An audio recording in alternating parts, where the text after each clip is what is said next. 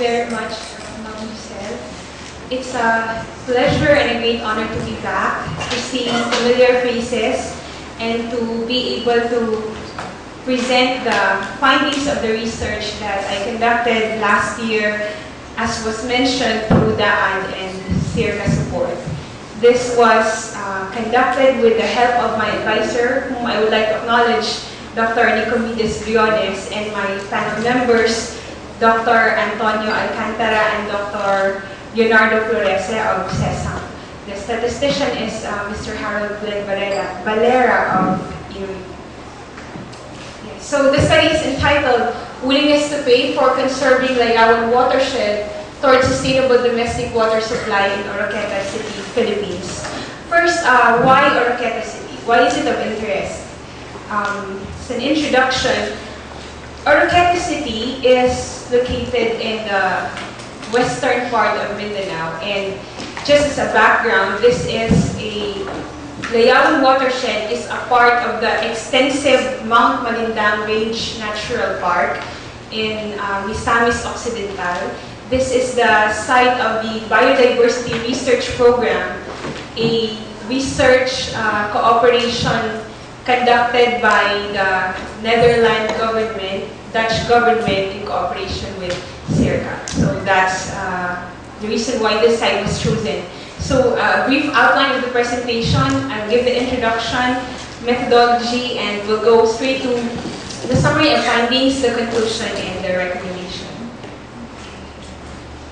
So basically, this is a socio-economic study using economic valuation, specifically the contingent valuation method, as a tool in estimating the willingness to pay of domestic water users in Oroquieta City.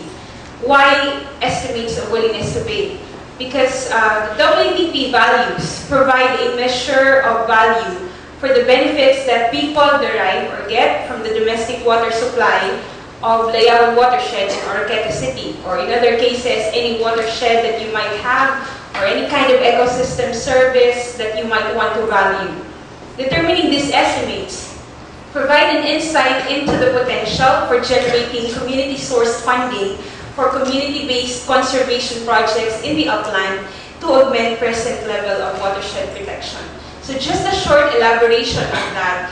We know that conserving our natural resources, biodiversity, for example, and taking watershed as a unit in which you want to investigate the conservation efforts.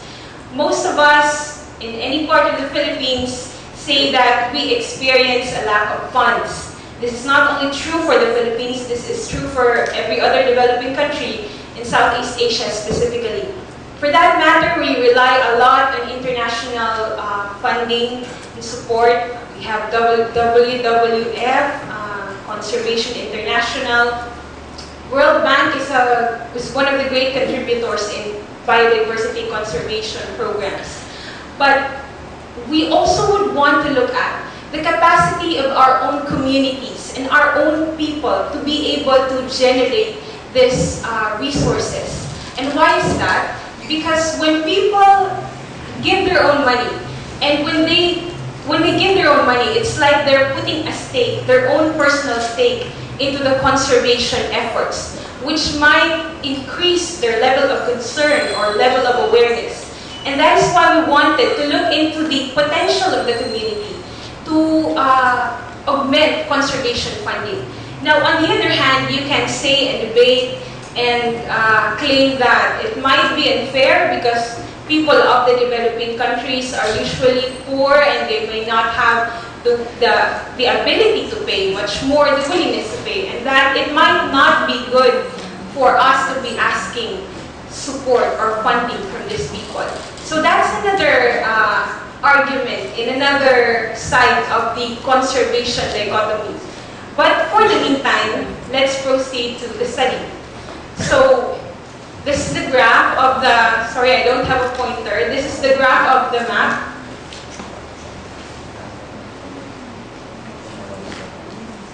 Okay, thank you. This is Eastern Mindanao, Zamboanga Peninsula. At the tip of the Eastern Mindanao is Misamis Occidental. Blue blown up, you have the Mount Manindang Range Natural Park. It's 56,000 hectares. The yellow line, if you can see it clearly from the back, represents the buffer zone, and the blue lines, the core protection zone, sorry. And the blue line represents the buffer zone. So if you blow that up further, this is your whole Mount Manindang Range, and the different divisions that you see are the different subcatchments. This is Oroquieta City, where you find the Layawan Watershed, covering around 11,000 hectares. This map was produced by the Biodiversity Research Program of SEARCA some 6 years ago. It consists of the Manimatay Sub-Watershed and Panubigan Sub-Watershed and Layawan Sub-Watershed. This watershed is drained mainly by Layawan River. It stretches from the headwater here at the center, which is here you'll find Barangay Sibukal, and it drains to this bay. Interestingly, the source of domestic water supply in Oroquieta City was Layawan Watershed a few years back. So the water concessionaire in the city, which is Oroquieta City Water District, they used to get their water supply from the river itself. However, since it is prone to siltation, turbidity, it turns yellow during heavy rains, in the recent years, they converted to the groundwater as their source of water supply. Interestingly also, the Oroquieta City has a lot of water providers, not actually just one. There are a lot of reasons for that. The Oroquieta City Water District has not been able to cover the whole city in terms of its facilities, piping. So some barangays were authorized by the local government unit to create their own water supply system. So there are different charging or fee system in the city. You have the barangay providers and you have the Oroquieta City Water District, which also have different treatment processes. Some use chlorination, some do not. So statement of the problem, we just want to know what is the willingness to pay of the water users for the domestic water supply from the Layawan Watershed at Oroquieta City. What are the factors that significantly affect this willingness to pay? And is there a potential to generate community-sourced funds to support community-based conservation activities in the Layawan Watershed? So the main objective of the study to estimate the benefits and the costs of conserving the Layawan Watershed. This cost is a component of the study, but that's not going to be the focus of the presentation, although we'll also give some figures on that matter. And this will be by determining the willingness to pay of the beneficiaries to fund conservation activities, as was earlier stated. So specific objectives, would like to know if mandatory and voluntary schemes of payment, when we use contingent valuation method, will have an effect on the willingness to pay, if the provision of a money-back guarantee will also affect the willingness to pay of the people. The research also assessed the consistency of relationships observed between the WTP and independent variables with regard to relevant economic theories. So this is the framework of the study. Our focus is the conservation of the Layawan River watershed towards sustainable domestic water supply. We have two sides in that activity, the demand side and the supply side. The demand side refer to the people, both in the lowland and in the upland, who utilize the domestic water supply. We want to look at their willingness to pay. We want to look at the effect of the payment scheme, the money-back guarantee, and other socioeconomic variables to their willingness to pay. On the other hand, earlier I was talking about raising community-sourced funds for conservation. Those funds, of course, would have to be translated into conservation actions that will happen in the lowland. And we would need the people in the upland. Majority of these are indigenous people belonging to the Sabanan tribe to carry out the conservation activities, which I shall later be mentioning. These people need to be be cooperative. And for them to be cooperative, they have to be able to give up, not really give up, but to accept compensation. So we look at their willingness to accept their resource utilization activities and how this will translate to conservation. That's the supply side. The heavy arrow that we see between the two sides show us the connection of the lowland and the upland people, and how cooperation between the two are very important in attaining effective conservation and the sustainability of the watershed. But at length, we will be focusing on this side of the study. So, methodology. Contingent valuation method, as most of you know, is a very controversial method, and it's highly contested and debated by economists and scientists. Some believe in it and some do not, because understandably there are strengths, there are as many weaknesses to the method. Number one is hypothetical, and it's a stated preference method, where you do not actually observe the people actually making the payment. You just give a hypothetical situation simulating a market, and then they give their willingness to pay, which may be controversial because it can change from time to time, given that it's not an actual market that's operating. So the preliminary stage of the study is very important in staging the entire survey and making sure that the results are going to be reliable. So I did secondary data collection, and for this I benefited a lot from the results of the Biodiversity Research Program, courtesy calls FGD, pre-testing of questionnaire. So the WTP survey was conducted among 278 household heads using closed-ended iterative bidding format. This was divided into mandatory and voluntary schemes. When we say mandatory, we mean that people during the survey were told that if they vote for it, then all the people who are using the domestic water supply or who are benefiting from the domestic water supply will have to pay a certain premium on their water consumption every month without exemption. The voluntary scheme is otherwise. The monthly water bill was used as the payment vehicle for the implementation of the program for the next 5 years. So for the analysis, we had frequency and percentage to characterize the profile of the respondents. The non-parametric approach using the Kaplan-Meier limit estimator was used, and that was later compared by the estimates from the parametric approach using Heckman's two-stage analysis. Heckman's two-stage analysis is a combination of problem and linear regression. Protest and certainty adjustments were done, and these two non-parametric and parametric approaches were also applied in the protest and certainty adjustments. So we'll touch a little on how the Sobanan elders and upland residents responded to the key informant interviews when they were asked for their willingness to accept.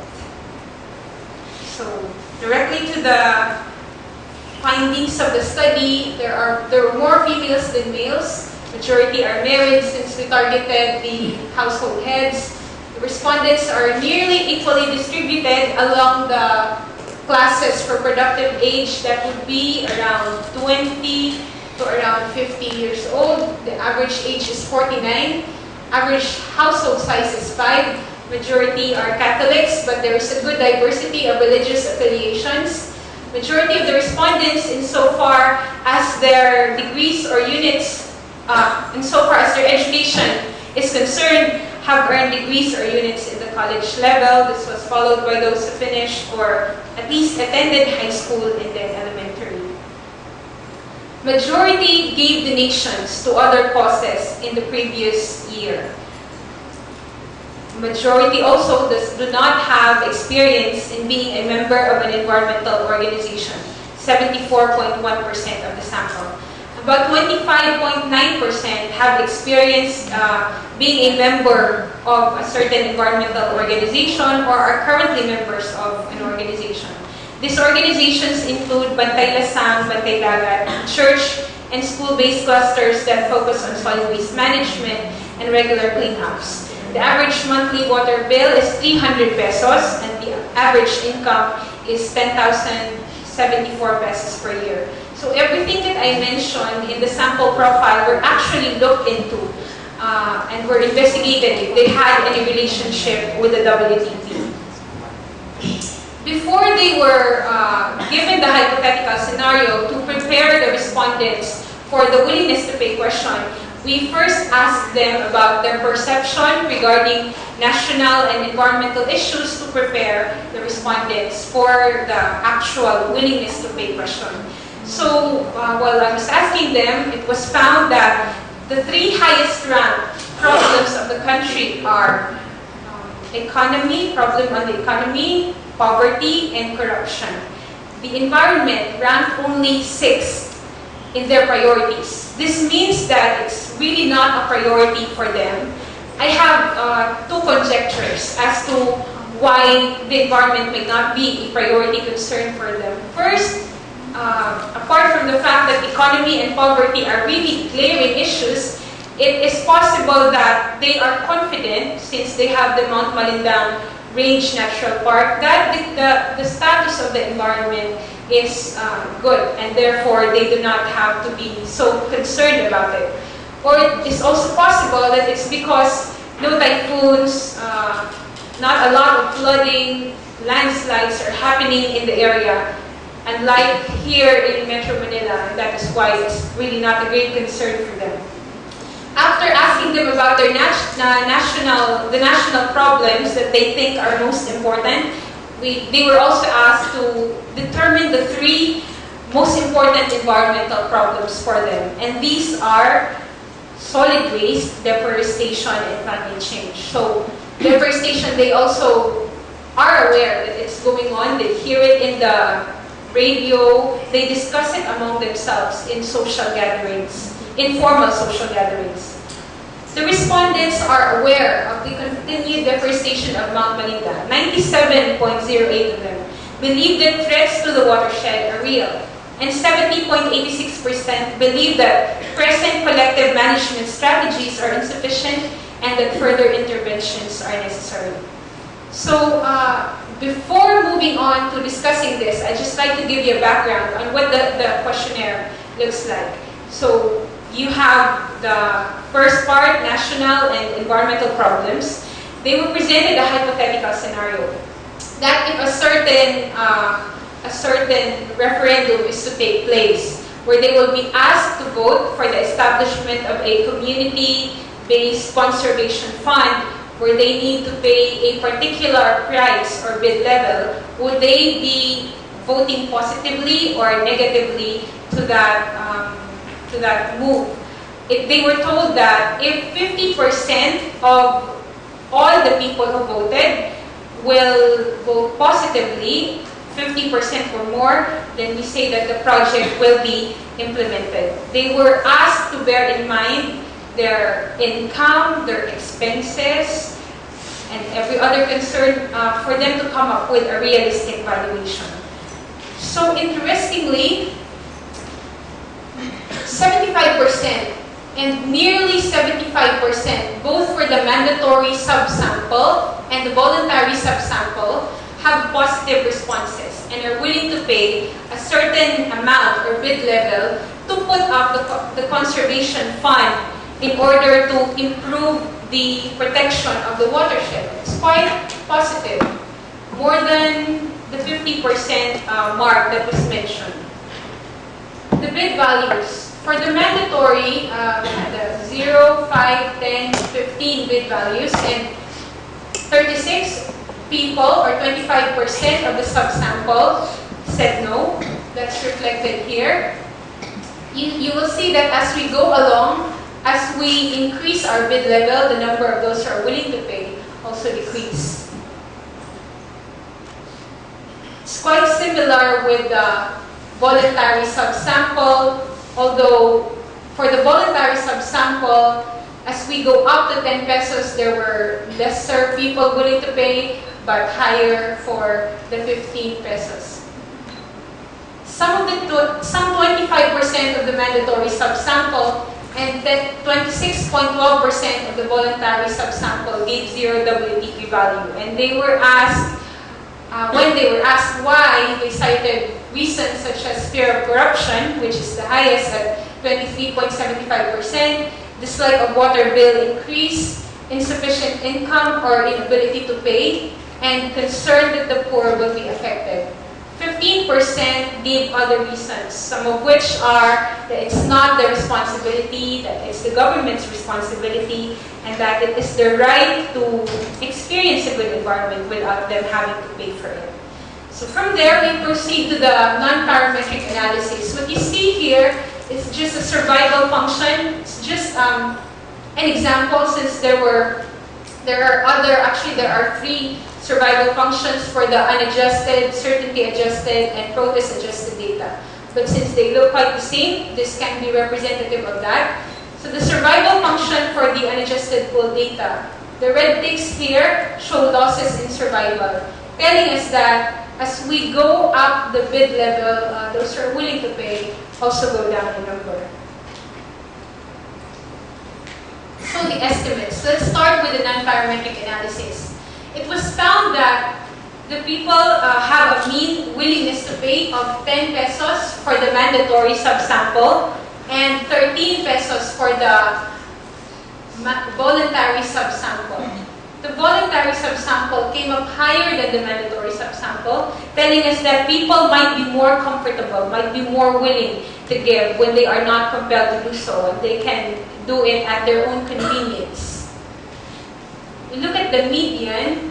The median of the mandatory subsample is higher than that of the voluntary subsample. The median shows us the midpoint of the range of values.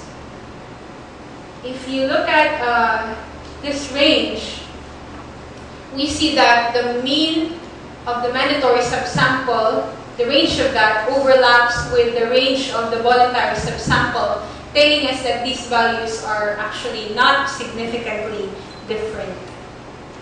Protest and certainty adjustments were made for the findings, and the results showed that for the protest adjusted data, the values went down from, we have 10 and 13, going down to 9 and 12 pesos for mandatory and voluntary subsamples respectively.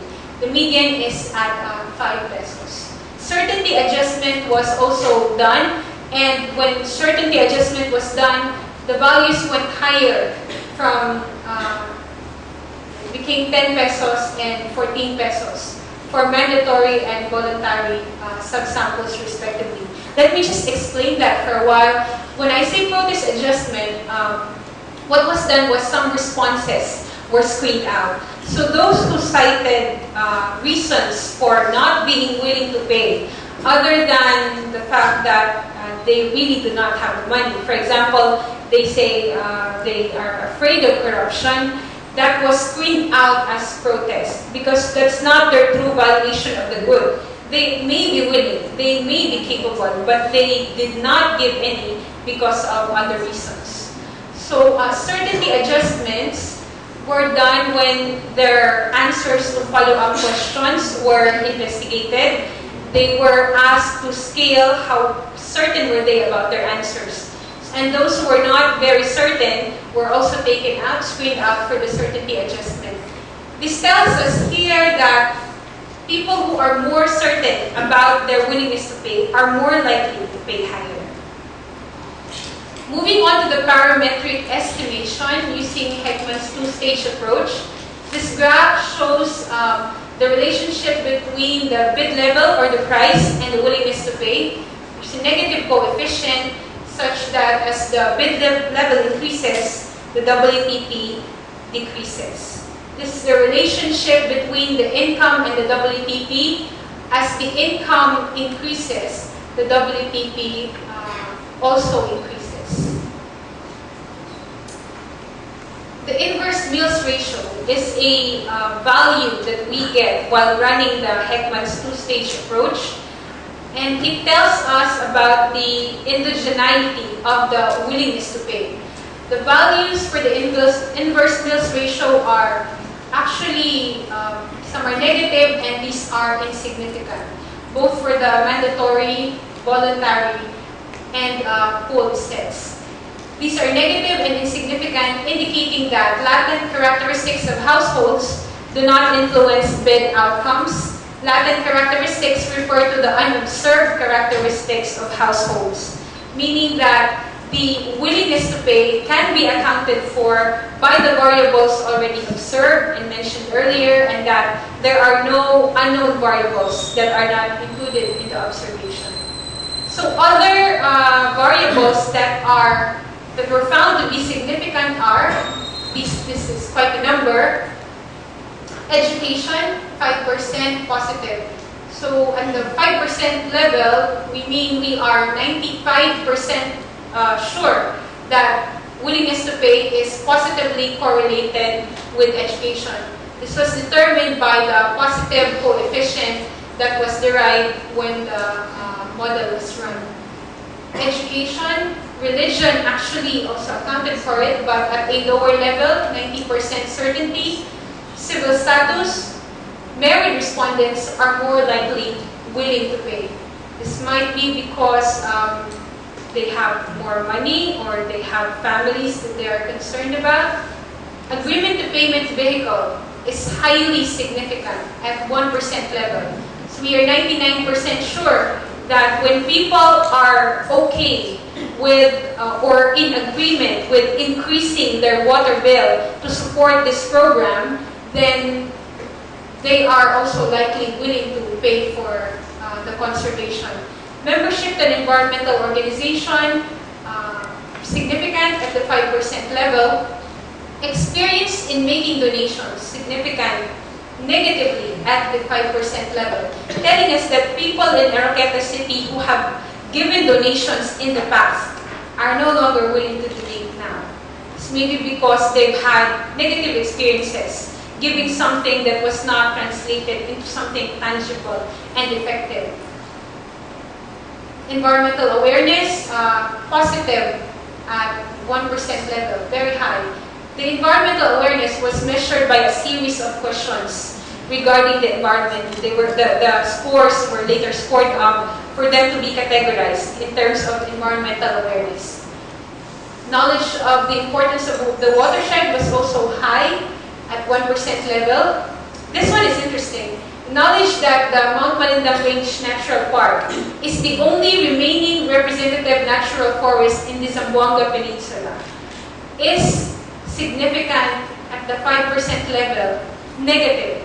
Meaning, when people know that Mount Malindang is the only remaining natural forest in the Zamboanga Peninsula, they are less likely willing to pay.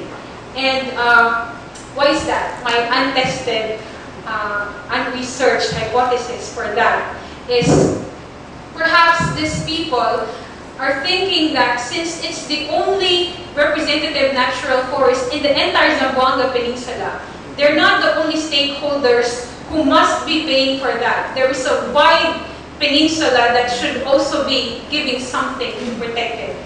And it's a very good area for research to look into other cities and municipalities surrounding the watershed. Later on in the next few slides, you will see the budget that's being given by the government for this and how insufficient it is for a 53,000 hectare forest, necessitating a greater effort among a greater number of people to actually pitch in, contribute for the protection of the area. The money-back guarantee is not significant. Money-back guarantee was actually given as a provision, a follow-up question, such in the form of if the program is not effective after a year of implementation, if your money will be given back to you, hypothetically, would you give a higher willingness to pay or not? And most of the people responded no, because understandably, no money-back guarantee has been done effectively except in malls and private stores where there's a provision for that. So the estimates from the parametric approach quite lower than the ones found in the non-parametric approach. 4 pesos for the mandatory subsample and 6 pesos for the voluntary subsample. In the other studies that I referred to, some non-parametric estimates were higher, some non-parametric estimates were also lower.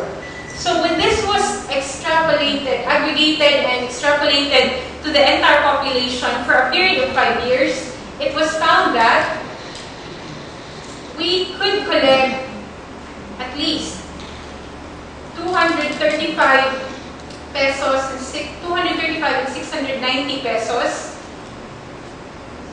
for 4 pesos, 353,535 pesos using the 6 pesos from the voluntary approach, and 412,458 pesos for the pool scheme. The pool scheme was actually all of the observations without splitting them into subsamples. But we'd like to focus on the subsamples.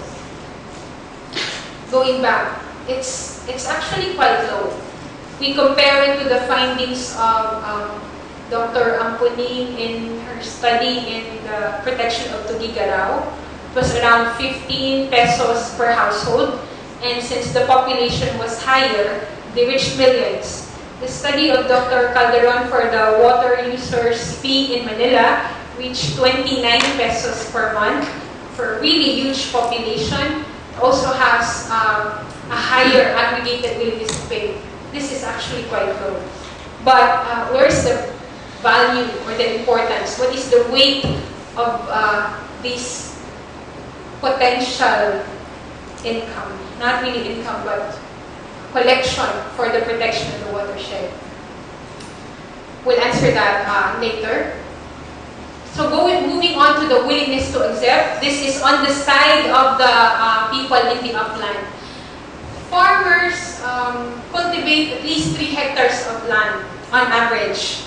Reforestation and forest patrolling is being done there, and the people there are willing to do that at 150 to 235 pesos per day. The 4 million pesos that you see here is the budget that the government allocates for the whole protected area for 1 year. But they say that it gets delayed from time to time, which stalls their operation. When I look at the statement, the breakdown, only 1.36 million of that actually goes to conservation activities, because others are used for other activities, for maintenance and operation of the office, the salary of the workers.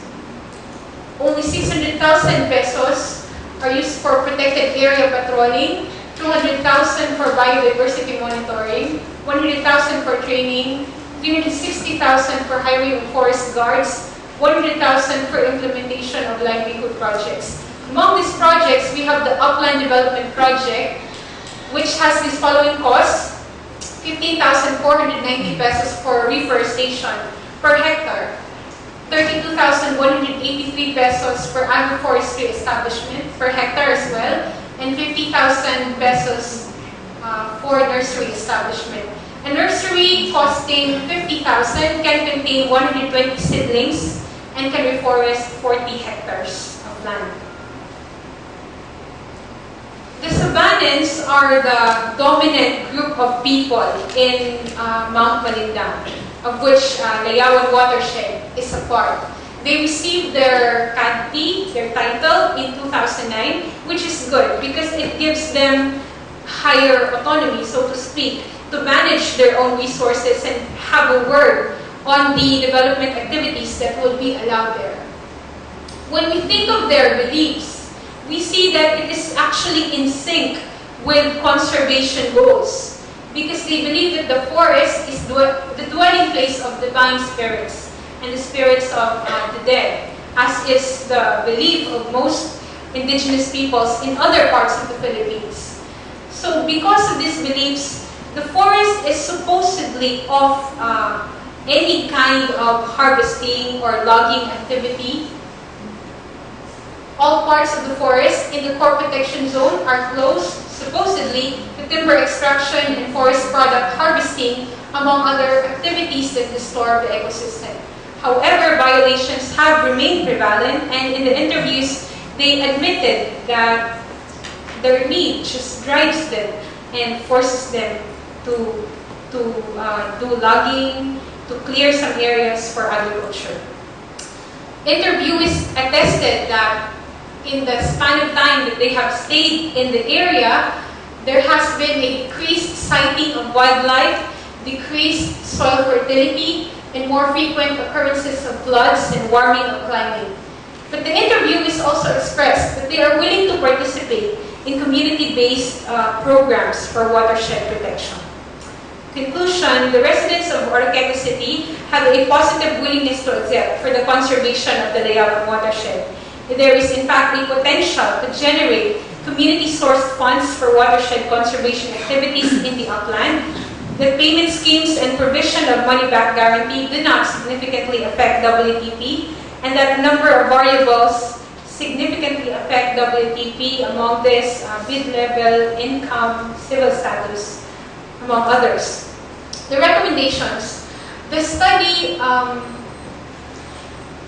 found out that the voluntary willingness to pay, the voluntary scheme has a higher willingness to pay value. But looking at it, we recommended that the mandatory scheme be followed in implementing the water premium because it ensures consistency and the compliance of all against voluntary willingness to pay, where people may give intermittently when they like it and forgo it when they do not like it. It is recommended that a study in a similar context be done, but this time using per cubic meter of water consumed as the basis for charging.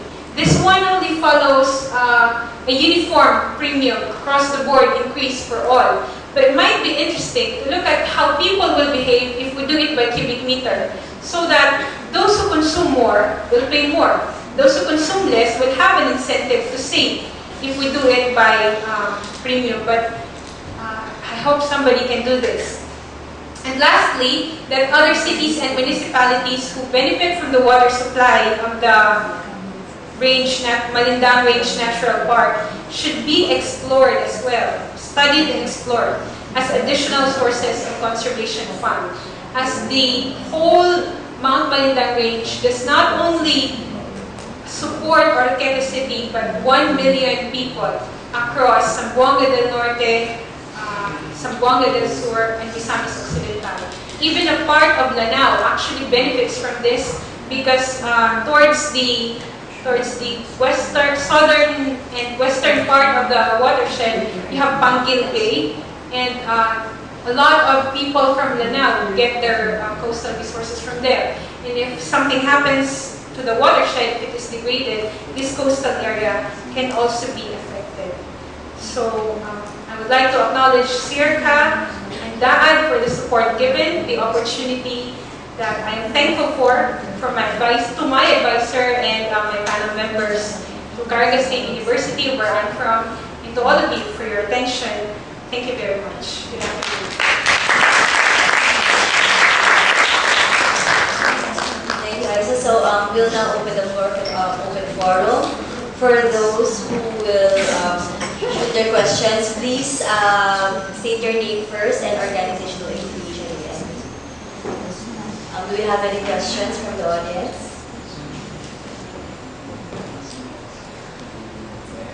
Yes, sir. I am Bin Barka. I am retired. My first question should have been, how many cubic meters was the 300 pesos average monthly consumption? But of course you have divided it. But I am supposing that in Oroquieta City, then you are paying by the per cubic meter. My second question is, you did not provide the occupational profile of your respondents, because that could be more related to the willingness to pay. For example, if I am a carinderia man, then maybe I will be willing to pay more. Thank you. Thank you very much, sir. That's really interesting. Sorry, I was not able to include that in the analysis.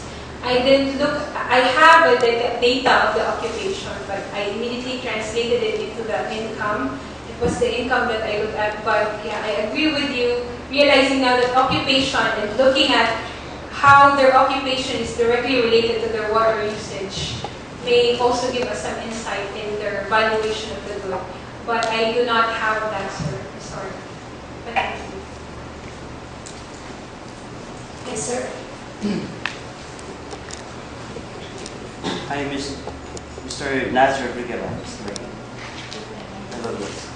I'm Mr. Nazar Briguera from the Bureau of Fisheries and Aquatic Resources.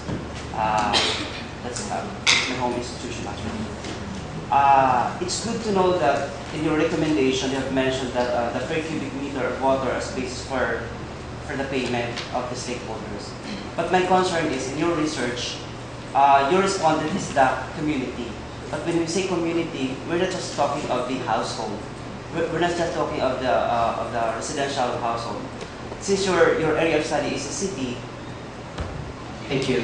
Since your study, your research area is a city, I haven't been there, but my concern is you have not considered other users such as industries, because when we're going to use the per cubic meter as a basis for the payment, it would be injustice to the people of Oroquieta City to assume the responsibility of paying the conservation effort. In fact, we do not have information saying that the industries, the factories are the ones big users of the resource. So I think that's an aspect that for me should have been looked into. Sir, thank you very much for that concern. Yeah, it is exactly because, it's exactly the reason why in the title I specified that it's for the domestic water users, limiting the study within that scope. Because we do have the industrial usage, we have agricultural usage, which are actually giant consumers of water. So it wasn't the scope chosen for the study, but it's a very good opportunity for another research to look into these other aspects. Thank you very much. Thank you. I'll probably have room for 2 more questions, sir. Please. Sir, Good afternoon, Mr. Joey Panisa from UPADC. My first question is, your study on the domestic supply of water, is that potable? And second, did you consider your study about the cost of buying potable water, like mineral water, from the respondents? Thank you. Yes, sir. I included that in the questionnaire. Follow-up question on whether the water is potable or not. And I found out that it's actually not potable. People actually buy bottled water or have another sources, a deep well actually, for their drinking water. Some, but only very few, get their drinking water. For those who really cannot afford to buy. yes, sir. Pwede bang basahin yung mic? Masahin ba dito? Thank you. I am a forester. I am Florencio Mauricio, and I stayed in the forest for 11 years with the Bureau of Forestry, the College of Forestry at Balugan, Abusan, Sulu, and the Ecosystem Research Development Bureau of the DNR. Now, I'm not asking questions, but I would like to make some suggestions for you and other young people, so that we old people will climb to heaven happy. Because when I was young, I did so many things, but my prize was I was always dismissed because of the improvements I made, especially in the logging industry. When we implemented selective logging, I was dismissed because the smugglers and the people, especially the politicians, were the ones who paid these smugglers. And their income, their profits were lessened. So they did not like what I was doing. Again, I would like to suggest that you make some study recommending that all forest areas should be watersheds. Because if you only do something on the watersheds, which is a small portion, the total forest area, walang effect sa what do you call this, erosion and flooding in the lowlands. So that with all the forests to become watersheds, then the effect would be very, very much. Again, in my PhD in forestry here at UPLB, I conducted, my research was the effect of selective logging in the selectively logged areas and the natural forest. And I found out that there is very good effect, very much good effect on selective logging there. But now, I should like to suggest some improvements like enrichment planting. And then the reforestation, we improve the reforestation instead of planting only one species in this area at the same area at the same time. You plant several species so that then you have the dominant, the codominant, the intermediate, and the suppressed canopies, canopy levels. So that instead of only one canopy, what you call is catching the rain, you have 4 canopies. So you will increase the effect of the forest 4 times. And then, the rivers, what we did in Agusan Sur was, the creeks, we compartmentalize so that we prevent the water, the rainwater rushing below and flood the fields. What we did was compartmentalize, and then in my own farm in Kurungpor, Bayugan, the level, the lowest compartment, I made poles so that I have irrigation system. Instead of the water, what do you call this, going down, the water was going right and left at certain portion. So instead of your dam, no, you ought to have this compartmentalized in the uplands.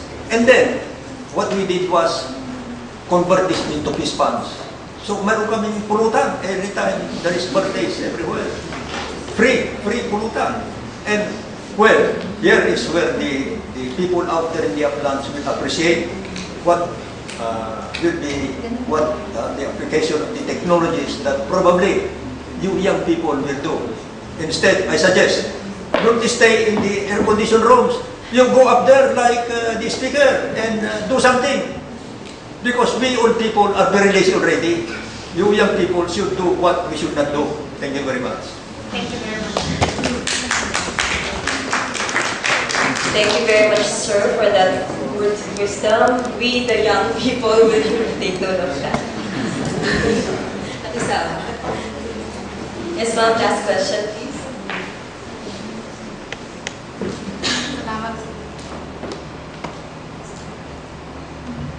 Salamat po, Dr. Patricio. Palagi regular customer ng ATSS, and we always benefit from your wisdom.